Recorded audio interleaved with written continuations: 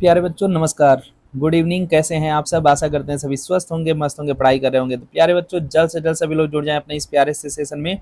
आज का सेशन होने वाला है बहुत इंपॉर्टेंट और आज हम देख रहे हैं सीयूटी 2024 के लिए अर्थशास्त्र और हम आ चुके हैं एमसीक्यू के इस दौर में 24वें दिन। तो आप सभी का बहुत बहुत स्वागत है अपने इस प्यारे से यूट्यूब चैनल जो है स्टडी भारत आर्ट्स। कैसे हैं आप सभी लोग? सभी लोग स्वस्थ हैं, मस्त हैं? चलिए जी, हम लोग देखते हैं यहाँ पे अर्थशास्त्र के कुछ बेहतरीन प्रश्नों को जो होने वाले हैं सीयूटी के लिए बहुत ही इंपॉर्टेंट। और उससे पहले आप सभी लोग अपने इस प्यारे से चैनल स्टडी भारत आर्ट्स को एक बार लाइक कर दीजिए, शेयर कर दीजिए, सब्सक्राइब कर दीजिए। एक बार सभी लोग लाइक कर दीजिए, शेयर कर दीजिए, सब्सक्राइब कर दीजिए ताकि उन सभी मित्रों तक ये पहुंच सके जो भी तैयारी करते हैं सीयूटी की, जिनको भी बेस्ट क्वालिटी कंटेंट चाहिए पीडीएफ के साथ, उन तक ये चीज़ें पहुंच सके। और जो भी आपके दोस्त मित्र बिहार बोर्ड्स की तैयारी करते हैं उनके लिए भी बहुत ही ज़्यादा सुनहरा मौका है। ये बिल्कुल फ्री में यहाँ पे आपको पढ़ाया जा रहा है। जो आपके 12th लेवल के 11 12th के जो भी सोशल के सब्जेक्ट हैं उन सभी को बिल्कुल फ्री में पीडीएफ के साथ 100% क्वालिटी कंटेंट के साथ। तो चलिए आगे बढ़ते हैं, शुरू करते हैं आज का अपना प्रश्नों का सिलसिला जो है सीयूटी अर्थशास्त्र पे आधारित। तो एक बार देख लीजिए सभी लोग, सभी का बहुत बहुत स्वागत है अपनी सीयूटी के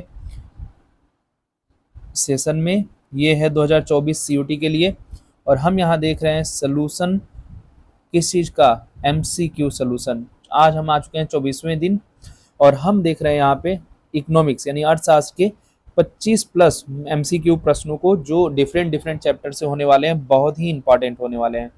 तो आप सभी का बहुत बहुत स्वागत है अपने इस प्यारे से यूट्यूब चैनल। एक बार अपने इस प्यारे से चैनल को लाइक कीजिए, शेयर कीजिए, सब्सक्राइब कीजिए, लाइक जरूर किया कीजिए। चलिए भाई शुरू करते हैं आज के हम प्रश्नों को और देखते हैं ये प्रश्न कितने इंपॉर्टेंट हैं आप लोगों के लिए या आप लोगों ने कैसी पढ़ाई की है कि ये प्रश्न आपसे हो पाते हैं या नहीं। चलिए पहला प्रश्न आपके स्क्रीन पे ये रहा। तो हम यहाँ देख सकते हैं मुद्रास्फीति के परिणाम स्वरूप अर्थव्यवस्था में वेतन भोगी व्यक्ति की वास्तविक क्रय शक्ति क्या होती है। यहाँ पे क्या पूछा जा रहा है? वास्तविक क्रय शक्ति पूछा जा रहा है। तो बहुत ध्यान से देखिएगा, बढ़ती है, कम हो जाती है, वैसे ही रहता है या इन सब पर? तो देखिए वहाँ क्या हो जाता है? कम हो जाता है। वास्तविक क्रय शक्ति क्या होता है? कम हो जाता है। ये बहुत अच्छे से ध्यान रखिएगा कि मुद्रास्फीति में वास्तविक क्रय शक्ति कम हो जाती है। अगला जी, भारत के प्रमुख व्यापारिक भागीदार, जो प्रमुख व्यापारिक भागीदार हैं जिन देशों के साथ भारत क्या करता है? व्यापार करता है कि मुद्राओं से पहले रुपए की विनिमय दर का भारित औसत कहा जाता है। किसको कहा जाता है? तो आप यहाँ देखेंगे नाम मात्र विनिमय दर को कहा जाता है, नाम मात्र प्रभावी विनिमय दर को, वास्तविक प्रभावी विनिमय दर को, वास्तविक विनिमय दर को। तो हम यहाँ देखेंगे ये जो नाम मात्र प्रभावी विनिमय दर है हम लोग इसे ही कहते हैं, किसे कहते हैं? इसे ही हम लोग क्या कहते हैं? हम लोग इसे कहते हैं व्यापारिक भागीदार की चीजें। चलिए तो हम आते हैं अगले प्रश्न पे। अगला प्रश्न आपके स्क्रीन पे ये रहा। जब किसी घरेलू मुद्रा की, याद रखिएगा घरेलू मुद्रा की विनिमय दर में उसकी सरकार द्वारा किसी विदेशी मुद्रा के मुकाबले कटौती की जाती है तो उस क्या कहा जाता है? ध्यान दीजिएगा, पुनर्मूल्यांकन, मूल्यह्रास कहा जाता है, अवमूल्यन कहा जाता है, निम्नीकरण कहा जाता है या क्या कहा जाता है ये आपको बताना है। तो देखिए यहाँ पे अगर आप देखेंगे तो क्या कहा जाता है? अवमूल्यन। ठीक है, c is the right answer, अवमूल्यन कहा जाता है। आगे बढ़ते हैं। भारतीय रुपए के विनिमय दर, भारतीय रुपए के विनिमय दर के संबंध में निम्नलिखित में से कौन सा कथन सत्य नहीं है? याद रखिए यहाँ नहीं पूछा गया है। मैं बार बार आप लोगों को कहता हूँ जहां भी नहीं वाले प्रश्न है वहां ज्यादा ध्यान देना रहता है क्योंकि हम इसमें ही कंफ्यूज होते हैं, फिर हमारी सारी चीजें गलत हो जाती हैं। मुख्यतः इसकी कीमत अमेरिकी डॉलर के हिसाब से होती है? नहीं जी, होती है, मतलब इस कथन के लिए गलत है। इसका निर्णय भारतीय रिजर्व बैंक द्वारा किया जाता है? हाँ यही तो है सही, मतलब ये उसके हिसाब से गलत है लेकिन यहाँ पे क्वेश्चन के हिसाब से ये सही है। यह भार, यह भारतीय बैंक रिजर्व बैंक द्वारा प्रकाशित किया जाता है। यह बाजार की ताकतों द्वारा तय किया जाता है। देखिए तो क्वेश्चन के अकॉर्डिंग जो सही है वो यहाँ गलत होगा, जो नहीं है वो सही होगा। तो नहीं के में है बी, तो यानी बी इज द यहाँ पे राइट आंसर होंगे। ठीक है, क्वेश्चन के अकॉर्डिंग, ऐसे तो बाकी राइट होंगे। ठीक है ना। चलिए अगला प्रश्न। भारतीय रुपए के विनिमय दर में ये तो सेम क्वेश्चन आ गया। देखिए ये सेम क्वेश्चन आ गया, तो सॉरी इसके लिए, ये तो बी ही होगा। ठीक है, पिछला ही क्वेश्चन है, सेम सेम। आगे देखिए अगला प्रश्न, निम्नलिखित में से किस विनिमय दर को त्रुटि प्रणव या स्विंग के रूप में जाना जाता है? किसको जाना जाता है ये आपको यहाँ पे बताना है। तो देखिए फ्लोटिंग विनिमय दर और निश्चित विनिमय दर, निश्चित विनिमय दर, प्रतिबंधित तैरना या अस्थायी। प्रतिबंधित तैरना ये जो है आपका सही होगा, सी इज द राइट आंसर। अगला प्रश्न, अदृश्य निर्यात का अर्थ क्या? निर्यात का अर्थ यहाँ पे देखिए, यहाँ पे डॉट, यहाँ पे फिल इन द ब्लैंक्स होगा, वहां पे बहुत सारे फिल इन द ब्लैंक्स हैं। ठीक है, चलिए, तो अदृश्य निर्यात का अर्थ क्या है? निर्यात करना मतलब निर्यात क्या किया जाता है इसके अंतर्गत? तो आपको बताना है सेवाएं, प्रतिबंधित सामान, प्रतिबंधित सामान, ये दो दो बार आ गया, OLG सूची के अनुसार सामान। ओहो, यहाँ दो दो चीजें आ गई हैं। देखिए दो दो चीजें एक ही बार आ गई, प्रतिबंधित सामान, आप किसी एक को ले लीजिए। ठीक है, प्रतिबंधित सामान के रूप में। कितना मिस्टेक हो गया है आज। हाँ जी, देखिए अगला प्रश्न, किसी निश्चित समय अवधि में, किसी निश्चित समय अवधि में किसी निश्चित देश के निर्यात के मूल्य और वस्तुओं के आयात के मूल्य के बीच का अंतर को कहा जाता है। आयात और निर्यात के बीच का जो अंतर होता है, डिफरेंट होता है, उसे क्या कहते हैं? उसे कहते हैं सीधे सीधे व्यापार संतुलन। इतना याद रखिएगा। अरे बी कहाँ तो डी हो।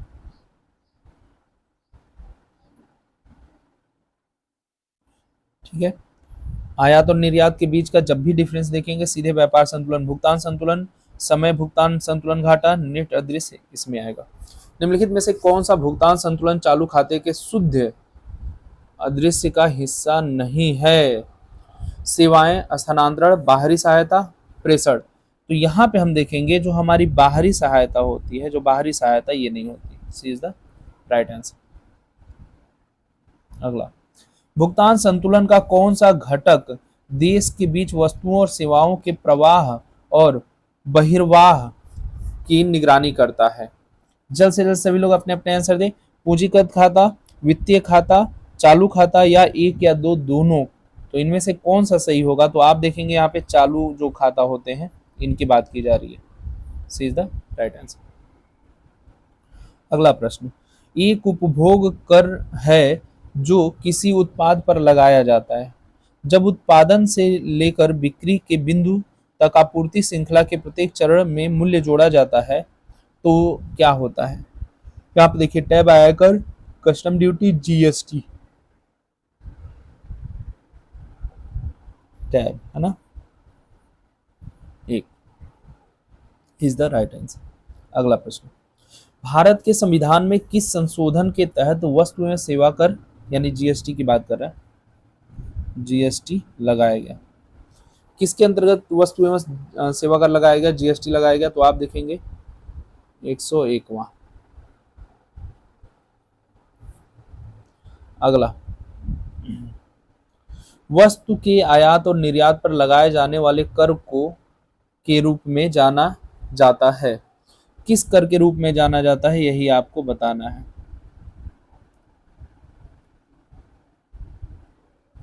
किस कर के रूप में जाना जाता है? सीमा शुल्क, उत्पादन शुल्क, टैब या GST? तो आप देखेंगे यहाँ पे किसके रूप में जाना जाता है? सीमा शुल्क के रूप में। ठीक है, सीमा शुल्क। अगला प्रश्न आपके स्क्रीन पे ये रहा, भारत में वस्तु एवं सेवा कर यानी GST कर गया था यानी कि लागू किया गया था, सेवा कर में लागू किया गया था, ये यहां होगा, मिस्टेक हो गया है। चलिए अगला प्रश्न है इसमें, इसका आंसर क्या होगा? 2016, 2018, 2019, 2017? 2017 D is the right answer. एक मोटिवेशनल लाइन है आप लोगों के लिए, यदि मनुष्य कुछ सीखना चाहे तो उसकी प्रत्येक भूल, याद रखिएगा, उसकी प्रत्येक भूल कुछ न कुछ सिखा देती है। यानी जितनी आप गलतियां करते जाते हैं ना, उन गलतियों से कुछ न कुछ सीखते जाते हैं, और उसी को सीख करके हमें क्या होता है, सुधारना होता है। समझ रहे हैं ना? तो हमें उन गलतियों को सुधारना होता है, और हम आगे जब बढ़ते जाते हैं ना, तो ये गलतियां अपने आप सुधरती ही जाती हैं। तो हंसते रहिए, मुस्कुराते रहिए आप लोग एकदम बिंदास होकर के, और अपने लक्ष्य के प्रति आगे बढ़ते रहिए। ठीक है, चलो जी, बढ़ते हैं हम लोग भी आगे और देखते हैं अगला प्रश्न। केंद्रीय बजट 2021 में कितना राजकोषीय घाटा लक्षित है? केंद्रीय बजट 2021 में कितना राजकोषीय घाटा लक्षित है? राजकोषीय घाटा, तो यहाँ आप देख सकते हैं कि 15वां प्रश्न आपसे पूछ रहा है, जिसका आंसर होगा 6.8 सी के रूप में। ठीक है ना? 5.5 है, 4.8 है, 9 नहीं, ऐसे कोई नहीं होंगे। अगला प्रश्न, निम्नलिखित में से कौन सा सरकार की राजस्व प्राप्तियों का हिस्सा नहीं है? ये देख लीजिए, राजस्व प्राप्तियों का हिस्सा नहीं है पूछा जा रहा है। बहुत अच्छे से ध्यान से समझिएगा, नहीं है। सार्वजनिक उपक्रमों के निवेश से राजस्व एकत्र किया गया, सरकार द्वारा दिए गए ऋण पर ब्याज से प्राप्त आय, सरकार द्वारा एकत्र की जाने वाली फीस और जुर्माने जैसे लाइसेंस शुल्क, पासपोर्ट शुल्क आदि, PSU से लाभ। तो यही ए इज द राइट आंसर होगा भैया।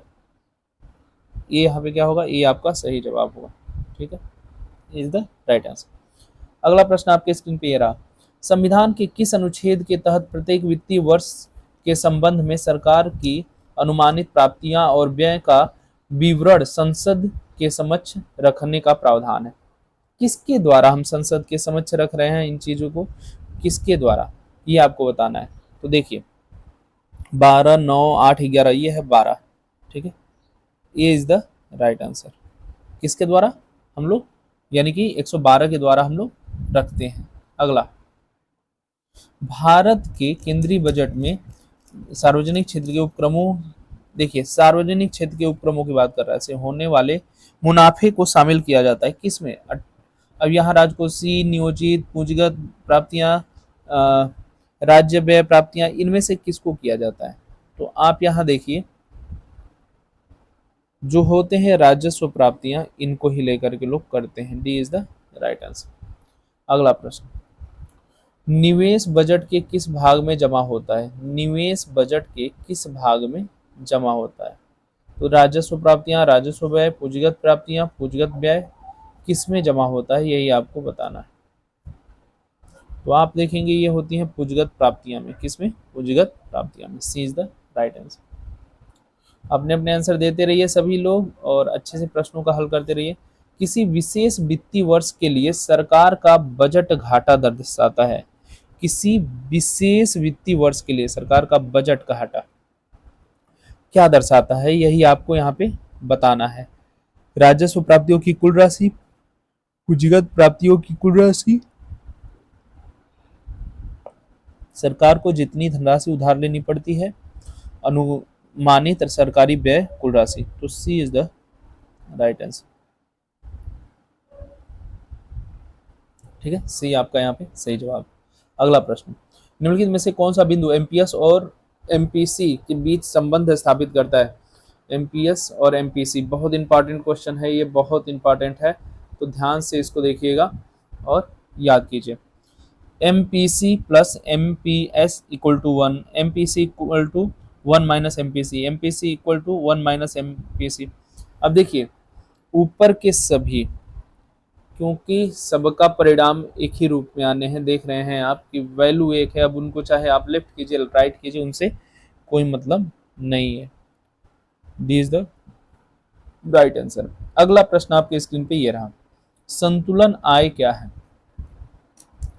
संतुलन आय क्या है? संतुलन आय को आय के स्तर के रूप में परिभाषित किया गया है, जहां एडी इक्वल टू एस है। ठीक है, एडी इक्वल टू एस है। नियोजित बचत हमेशा नियोजित निवेश के बराबर होती है। और तीसरा इसका है कि ए और बी दोनों सही हैं, और डी इनमें से कोई नहीं सही है। तो आप देखेंगे यहाँ दोनों सही है, यानी क्या है, c is the right answer. MPC और एमपीएस का योग हमेशा याद रखिएगा, योग पूछ रहा है, हमेशा होता है कि बराबर? किसके बराबर होता है? एमपीसी और एमपीएस का योग किसके बराबर होता है, ये बताना है आपको। ठीक है, 1, 2, 3 इनमें से कोई नहीं, 1, 2, 3 इनमें से कोई नहीं, तो इसमें क्या होगा? आप देखेंगे 1 के बराबर। अभी आपने पीछे देखा था।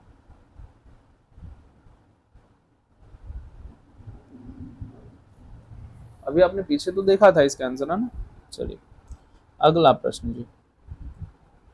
किसी विशेष अवधि के दौरान निवेश के वास्तविक स्तर को संदर्भित करता है। जो भी आप कहीं इन्वेस्ट कर रहे हैं उसका वास्तविक को करता है। पूर्व से लेकर के पूर्व निवेश तक, पूर्व से लेकर पोस्ट निवेश तक, ये है पूर्व से लेकर के पोस्ट निवेश तक। B is the right answer. ठीक है, बी यहाँ पे क्या होगा, सही जवाब होगा। अगला भाई साहब, किसी विशेष अवधि के दौरान नियोजित या इच्छित निवेश, याद रखिएगा नियोजित या इच्छित निवेश संदर्भित करता है, मतलब बताता है किसके लिए, क्या बताता है। तो यहाँ पे आप देखेंगे कि पूर्व और पूर्व निवेश हो जाएगा। ठीक है, अभी आपने देखा था पूर्व और पोस्ट निवेश, यहाँ पे क्या हो जाएगा, यहाँ से पूर्व निवेश हो जाएगा। अगला जी, अर्थव्यवस्था में आय के संतुलन स्तर की गणना करें। सी इक्वल टू दिया है 500 प्लस 0.9, वाई निवेश व्यय जो है 3000 रुपये। ठीक है, तो क्या होगा आपका आंसर। तो यहाँ पे हम देखेंगे 55,000, 85,000, 35,000 या 95,000। तो यहाँ देखेंगे इसका आंसर है सी 35,000। ठीक है, चलिए अगला प्रश्न। अगला प्रश्न आपके स्क्रीन पे रहा, निम्नलिखित को प्रेरित निवेश और स्वायत्त निवेश के रूप में वर्गीकृत करें। सरकार ने ग्रामीण क्षेत्र में सार्वजनिक स्वास्थ्य केंद्र स्थापित किए हैं। कह रहा है कि इसमें बताइए क्या है, कौन से, यानी कि प्रेरित निवेश क्या है इसमें। तो प्रेरित निवेश है, स्वायत्त निवेश है, ए व बी दोनों है, इनमें से कोई नहीं। आप देखेंगे स्वायत्त संस्थाएं होती हैं जैसे सरकार के रूप में दी जाती हैं। ठीक है, B is the right answer. अगला प्रश्न, ओहो अगला प्रश्न नहीं है, यानी कि लगभग आपको 27 प्रश्न यहाँ पे मिले। आज कितने प्रश्न मिले, लगभग 27 प्रश्न। तो ये 27 प्रश्न आपके एग्जाम के लिए होने वाले हैं, बहुत इंपॉर्टेंट। इनको बहुत अच्छे से देखिएगा और मन से देखिएगा। ये आप लोग के लिए चैप्टर वाइज लाए गए हैं आपके सीयूटी एग्जाम के लिए, और यहाँ तक कि बोर्ड एग्जाम के लिए भी बहुत इंपॉर्टेंट है। तो प्यारे बच्चों, सबसे पहले अपने इस प्यारे से YouTube channel study Bharat arts को लाइक कीजिए, शेयर कीजिए, सब्सक्राइब कीजिए और बेल आइकन दबाना ना भूलें, जिससे आने वाले सभी नोटिफिकेशन आप तक पहुंचती रहे। और अपने इस प्यारे से लिंक को अपने सभी मित्रों दोस्तों तक शेयर कीजिए, अपने डीपी पे लगाइए, ज़्यादा से ज़्यादा आप लोग शेयर कीजिए।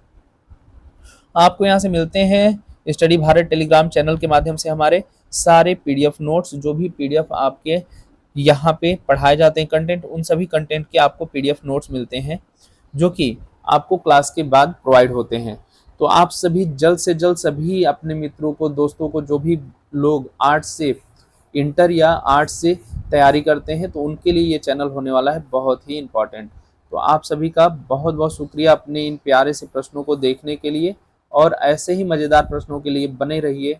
मिलते हैं आपसे अगले सेशन में, तब तक के लिए नमस्कार, जय हिंद, स्वस्थ रहिए, मस्त रहिए, पढ़ते रहिए और शेयर जरूर कीजिए।